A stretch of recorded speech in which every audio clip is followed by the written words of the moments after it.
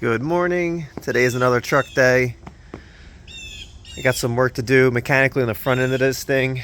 I got some new axles and a replacement for one of the ball joints that is either damaged or is not the right type when I rebuilt this.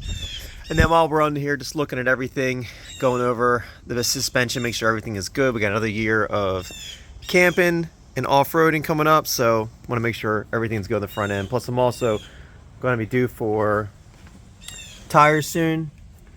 I'm getting pretty close on tread depth here, so I want to make sure the front end is solid and alignable in case before the new tires, so I can get the truck aligned. So that's all. We're going to jack it up, take it apart, replacing axles, ball joint. We'll see what else is going here. I might look at the sway bars, and then if we have time, I'm going to get on back to the truck bed to finish up my small patches I have here, regrind and clean up all this stuff, and then start on top. Took a little bit of a late start, and we're expecting some rain, so don't know how far we'll get. But today, hopefully, is definitely front end suspension day. Get all that cleaned up and taken care of, and the rest will be for another day. Here we go.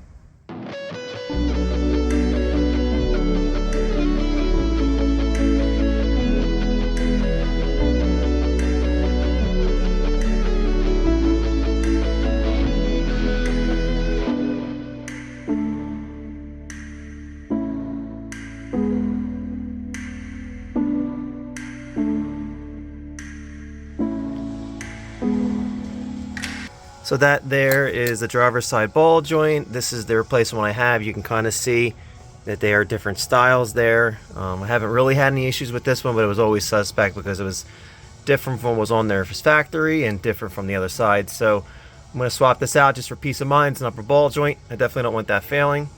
So I got those sprayed down. Next I'm going to spray down these inner bolts here for the axles, and then I have to remember how this assembly comes apart, if I gotta pull the locking hub off, or if I'm pulling this apart from in here where the actual bearing is for the front rotor. I can't remember exactly how I have to do this to get that that shaft out of there. So we're gonna start taking this apart. We'll figure it out as we go.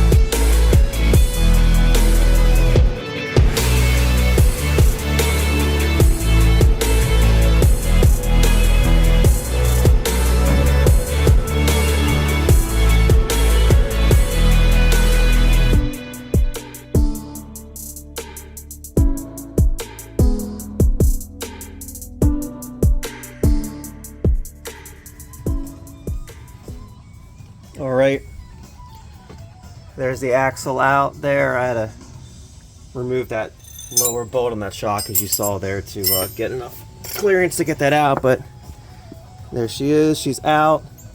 This is where the boot came undone. Actually, on this side, the strap came undone. The other side, the actual boot's cracked, but you can see is down in between there. It is getting close on both sides, inside and out.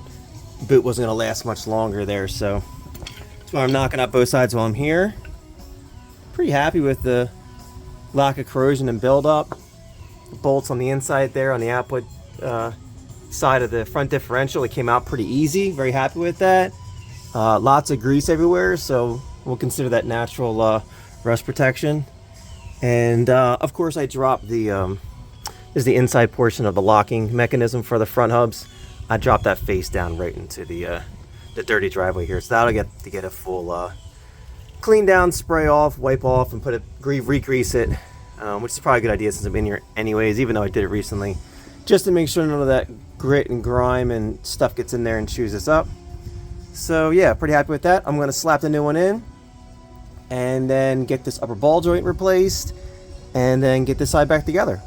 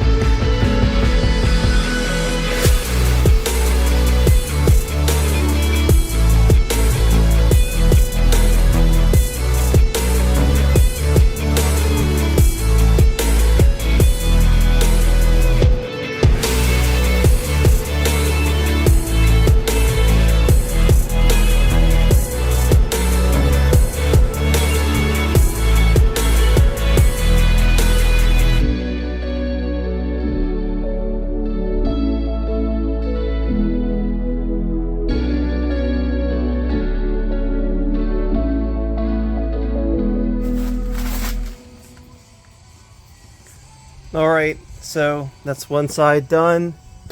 New ball joint, new axle, everything is tightened back up. All the bolts are back in. I got the cap back in, re-greased, everything tightened properly. So I'll do the other side and I won't bore you with the details. And I'll catch back when I'm done with this and maybe we'll move on to the bed. Alright, passenger side is done.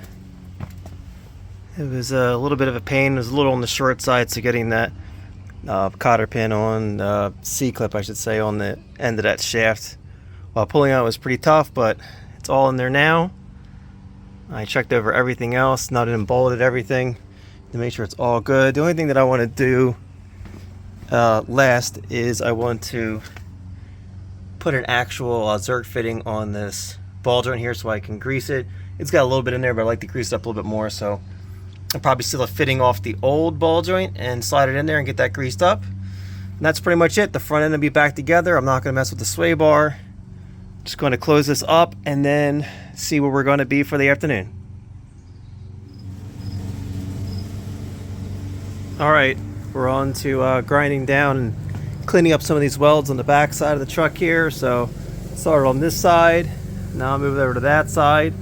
Get all this all ground down nice and find the spots I need to fill in, and then make these patches from these scrap pieces and start getting this cleaned up.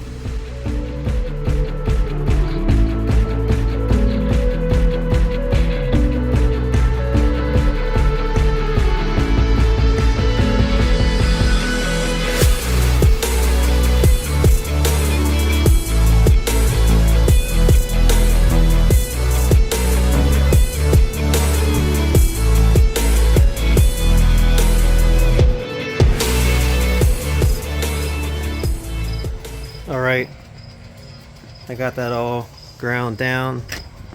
I got these back corners patched in. Everything looks pretty good. I'm kind of just rushing through it, but it looks good enough and it's plenty strong enough, and I cleaned up some of these other welds and ground them down a little better, so looks pretty good. I'm going to clean it up, wash it, and get some paint on it. Alright, today is tomorrow. I'm going to finish boxing in this bed. Finally got all the ideas worked out here. I'm going to get started on cutting the bars. I'm going to use some of this angle iron here to mount to there. And then similar situation here in the back. So that's going to be what's going to do the mounting, and then going to use this angle iron here to go across that side over top the boxes. So Dad's here again to help out today, and he's gonna do some cuts for me, and we're gonna get this done. Here we go.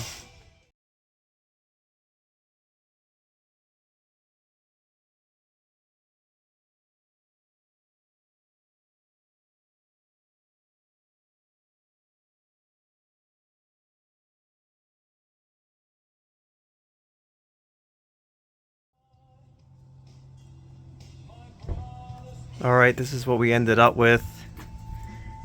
This is the rail that comes down the side. This is going to be over top of where the toolboxes go.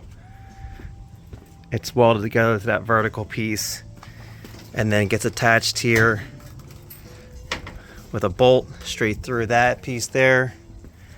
Same thing on this side, bracket there that runs all across.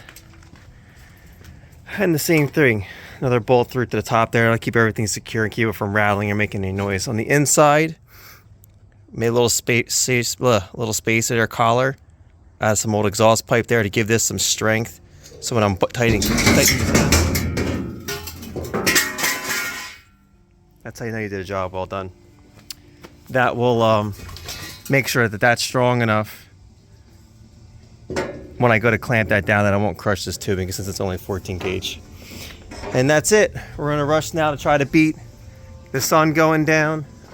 I need to get all this sanded down. I need to get it rinsed off, and then we can start prepping it for paint. I want to get some paint on it again, because of course there's more rain coming and I don't want everything to rust over. before I can get it painted. So hopefully tonight I get one good coat on and I can get another coat on later this week. But that's it. I'll take some more videos and pictures as soon as it's all done. Alright, there they are. Mounted up. That's the rail on the toolbox side. I don't know, maybe I should have gone in here, right next to the toolbox, on the inside of the crane. It's not too late, I can do that later. And that's the rail on the passenger side. So yeah, I'm pretty happy with that. So this will give me an opportunity to, if I want to, make a platform on top, store stuff on top, and store stuff down below. Gives me more options for chaining stuff down. I'll probably still go with a set of stake sides also, but this gives me more options for the truck for the time being. Pretty happy with it. Not too thrilled with it cosmetically, but plenty functional, plenty strong.